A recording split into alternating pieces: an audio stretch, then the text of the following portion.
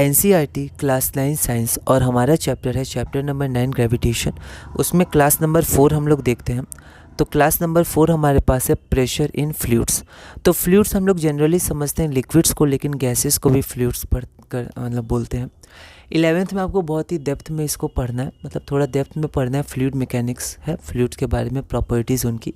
और उसके बाद अगर आप इंजीनियरिंग करेंगे या फिर आप फिज़िक्स को आगे बढ़ेंगे, चाहे कोर में या फिर आप जनरल या जैसे भी आप फिज़िक्स के बारे में अगर पढ़ेंगे डेप्थ में, तो फ्लूइड मैकेनिक्स, फ्लूइड के बारे में बहुत अच्छे से आपको पढ़ना है, मतलब जैसे आप ब्रांचेस लेंगे उसके अनुसार। तो ये फिज़िक्स का बहुत ही इंपॉर्टेंट चैप्टर होता है, स्पेशली इंजीनियरिंग का फ्लूइड मैकेनिक्स। तो उसके बारे में कुछ बातें हमें 9th लेवल में पढ़नी है। तो लिक्विड्स और गैसेस ये हमारे फ्लूइड्स होते हैं। तो हमने देखा कि सॉलिड जो होता है वो भी प्रेशर एक्सर्ट करता है ड्यू टू इट्स वेट, है ना। तो उसका जो थ्रस्ट बाय एरिया होता है, तो उसका जो वेट होता है, जो उसका फोर्स होता है, ठीक है, उसके कारण वो क्या करता है, प्रेशर को एक्सर्ट करता है, ठीक है, अपने वेट के कारण। तो due to its weight solid exerts pressure, या एक्सर्ट्स हम लोग कह सकते हैं, प्रेशर ही कह सकते हैं, प्रेशर एक्सर्ट करता है। उसी तरह जो फ्लूइड्स होते हैं उनका भी वेट होता है। तो fluids also have weight and they also exert pressure on the base and walls of the container on which they are enclosed. तो ये आपको पढ़ना है, जो पार्शियल प्रेशर होता है या गैसेस का प्रेशर होता है, उसको आपको केमिस्ट्री में भी पढ़ना है, आपको 12th में भी पढ़ना है, 11th में भी थोड़े कॉन्सेप्ट्स हैं, पर 12th में आपको थोड़ा पार्शियल प्रेशर्स के बारे में केमिस्ट्री में देखना है, ठीक है। और रैशनलाइज्ड के अनुसार अब आपको 11th में वो नहीं पढ़ना है, लेकिन फिर भी जब आप केमिस्ट्री वगैरह में जाते हैं या फिर गैसेस की स्टडी करते हैं, फिज़िक्स का भी ये टॉपिक होता है, तो उसमें जो प्रेशर होता है गैसेस के कारण वो भी इम्पॉर्टेंट होता है। तो सिर्फ सॉलिड्स प्रेशर नहीं लगाते हैं, फ्लूइड्स भी प्रेशर लगाते हैं, और फ्लूइड्स सिर्फ लिक्विड्स नहीं होते हैं, गैसेस भी होते हैं। तो कंटेनर में मान लेते हैं मॉलिक्यूल्स हैं गैस के, तो ये कंटेनर ऑफ वॉल पे टकरा रहे होंगे, फोर्स एक्सर्ट कर रहे होंगे, तो पर यूनिट एरिया ये प्रेशर भी एक्सर्ट करते हैं। तो fluids also have weight and they also exert pressure on the base and walls of the container on which they are enclosed.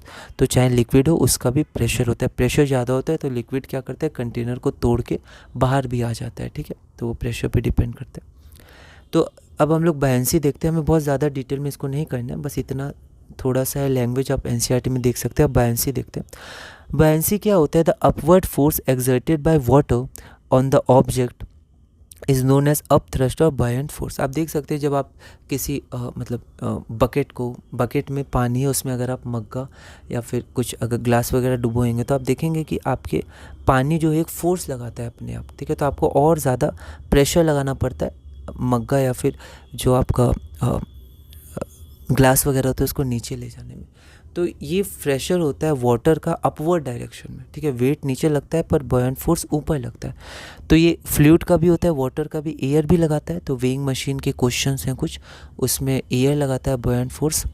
तो जब भी हम वाटर में या लिक्विड में कुछ चीज़ डुबोते हैं, इमर्स करते हैं, तो लिक्विड एक फोर्स लगाता है अपवर्ड डायरेक्शन में, जिसे हम लोग अप थ्रस्ट मतलब ऊपर की तरफ थ्रस्ट या फिर बॉयंट फोर्स कहते हैं। All objects experience a force of buoyancy when they are immersed in a fluid. तब जब किसी फ्लूइड में हम लोग कोई ऑब्जेक्ट को डुबाते हैं तो वो लोग क्या करते हैं, एक फोर्स एक्सपीरियंस करते हैं। The magnitude of this buoyant force depends on the density of the fluid. तो जो मैग्नीट्यूड होता है इस बायंट फोर्स का, वो डिपेंड करता है डेंसिटी पे। अलग अलग लिक्विड्स का जो मैग्नीट्यूड होता है बायंट फोर्स का, वो अलग अलग होता है। सब लिक्विड लगाते हैं अपर डायरेक्शन में, पर मैग्नीट्यूड अलग अलग होता है depending on the density of the fluid.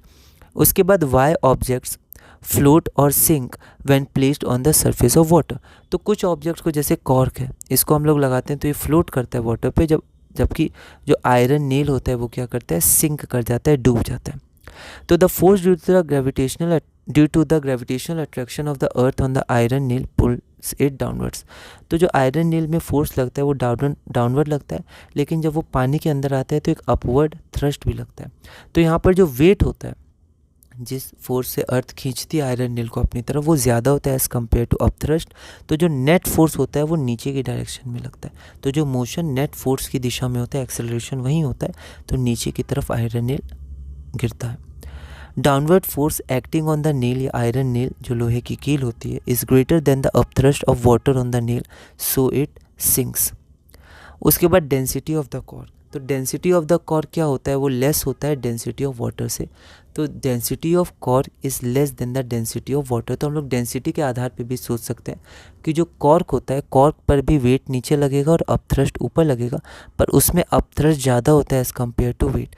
ठीक है, कि ऐसे सोच सकते हैं, एक डेंसिटी के आधार पे भी सोच सकते हैं कि तो जो डेंसिटी होता है कॉर्क का वो कम होता है as compare to density of water, जिसके कारण कॉर्क फ्लोट करता है। या फिर ऐसा भी सोच सकते हैं, the upthrust of water on the cork is greater than the weight of the cork. तो अपथ्रस्ट ज़्यादा होता है वेट ऑफ कॉर्क से, तो इट फ्लोट्स। और आयरन नेल में भी हम लोग सेकेंड तरह से भी सोच सकते हैं डेंसिटी के आधार पे, कि आयरन नेल में जो डेंसिटी ऑफ आयरन होता है वो ग्रेटर होता है डेंसिटी ऑफ वाटर से, देयरफॉर आयरन सिंक्स। अगला देखते हैं, तो अगर डेंसिटी ऑफ द ऑब्जेक्ट कम होता है डेंसिटी ऑफ लिक्विड से, तो ऑब्जेक्ट क्या करता है, फ्लोट करता है लिक्विड पर। और अगर डेंसिटी ऑफ ऑब्जेक्ट ज़्यादा होता है डेंसिटी ऑफ लिक्विड से, तो ऑब्जेक्ट सिंक करता है लिक्विड में। तो हम लोग क्वेश्चन देखते हैं, why does an object float और sink when placed on the surface of water. NCERT in text unsolved question है। तो डिफरेंस इन डेंसिटीज़ के कारण वो फ्लोट या सिंक करता है। So an object floats or sink when placed on the surface of water due to the difference in the densities of water and the object. उसके बाद एक आर्किमिडीज प्रिंसिपल आता है। आर्किमिडीज प्रिंसिपल के बारे में हमें थोड़ा सा देखना है, ठीक है। उसके बाद क्वेश्चंस आप इसके और प्रैक्टिस कर सकते हैं। तो आर्किमिडीज प्रिंसिपल क्या कहता है, तो ये भी एक साइंटिस्ट थे, इनके नाम पर रखा गया आर्किमिडीज प्रिंसिपल, इन्होंने डिस्कवर किया था।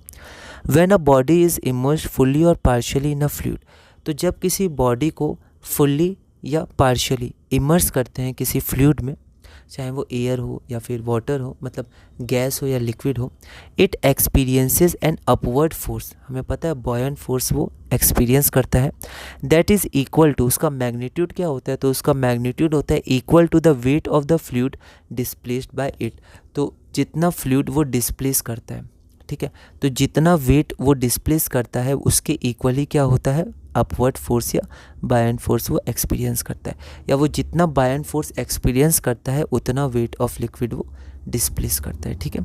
सो according to Archimedes principle, when a body is immersed fully और partially in a fluid, it experiences an upward force that is equal to the weight of the fluid displaced by it.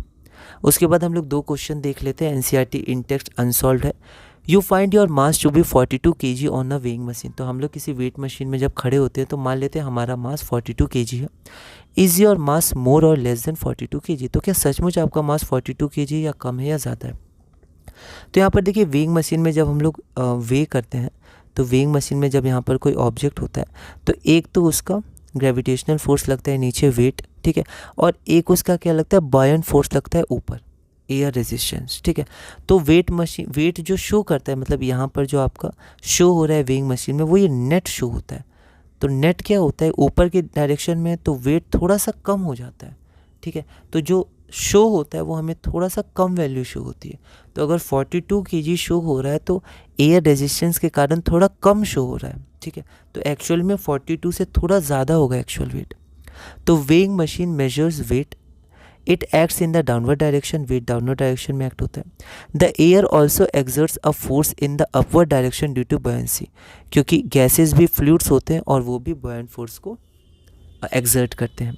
Hence the weight shown on the weighing machine would be less than 42 kg, क्योंकि ये net show करेगा तो net थोड़ा सा कम हो जाएगा, क्योंकि कुछ वेट अपवर्ड डायरेक्शन में, मतलब कुछ फोर्स अपवर्ड डायरेक्शन में भी है, ठीक है।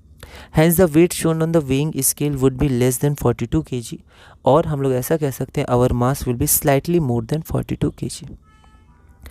अगला हमारे पास है you have a cotton bag and an iron bar, ठीक है, each indicating a mass of 100 kg when measured on a weighing machine. In reality one is heavier than the other. Can you say which one is heavier and why?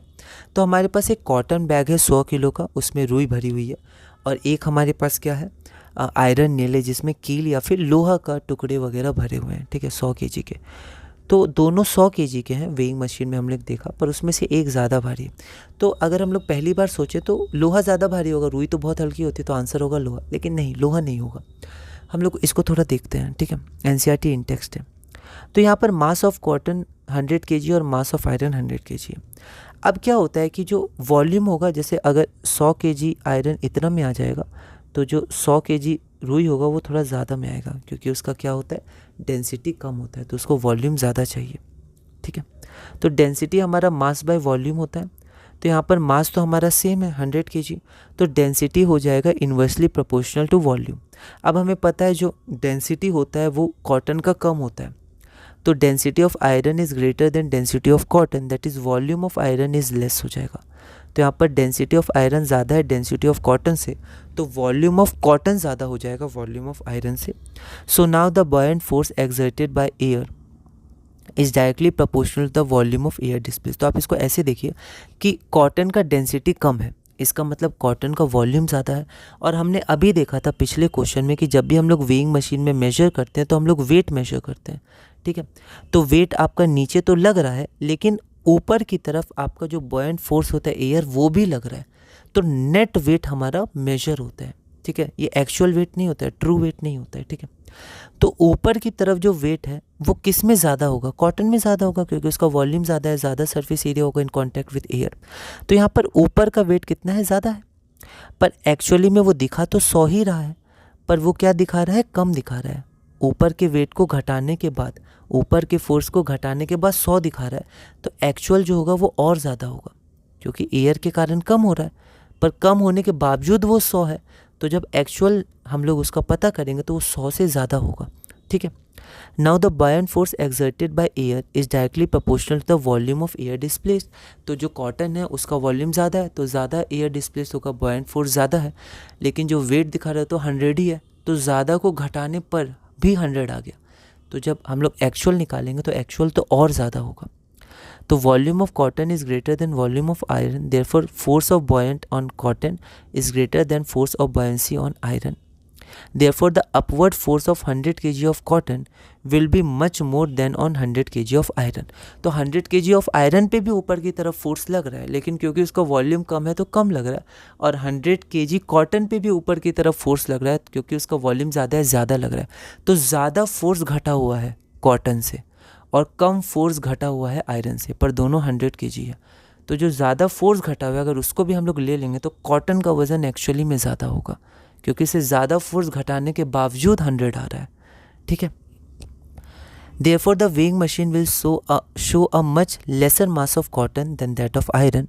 So in reality 100 kg of cotton weight will be heavier than 100 kg of iron weight on weighing machine. इसको एक बार आप खुद भी देखिएगा एक बार, है ना। तो इसी के साथ हमने ये चैप्टर अपना पूरा किया। क्लास नंबर 5 में एक्सरसाइजेस है, उसको फिर मैं जब भी बनाऊंगा अपलोड कर दूंगा। वैसे हमने बेसिक बातें जान ली हैं, अब ये बहुत इंपॉर्टेंट है, 11th में भी आएगा फिर से, तो आप थोड़ा बहुत कॉन्सेप्ट लेके अपने और भी स्टडीज़ और भी सब्जेक्ट्स देख सकते हैं। बस ये सब कुछ कुछ बातों को आप रिवाइज़ करिएगा, है ना, और धीरे धीरे इसी तरह आगे आप बढ़ते जाइएगा। तो हम लोग क्या करेंगे, अब हम लोग अगली वीडियो में क्या करेंगे, एक नया चैप्टर शुरू करेंगे, एक्सरसाइजेज वगैरह बीच बीच में देखते रहेंगे। तो हम लोग अब अगला चैप्टर शुरू करेंगे वर्क और एनर्जी। ये भी बहुत इंपॉर्टेंट कॉन्सेप्ट है, 11th में फिर से पढ़ना है हमें, थोड़ा बेसिक पढ़ेंगे क्लास 9th के लेवल का, और इसी तरह धीरे धीरे हम लोग आगे बढ़ेंगे।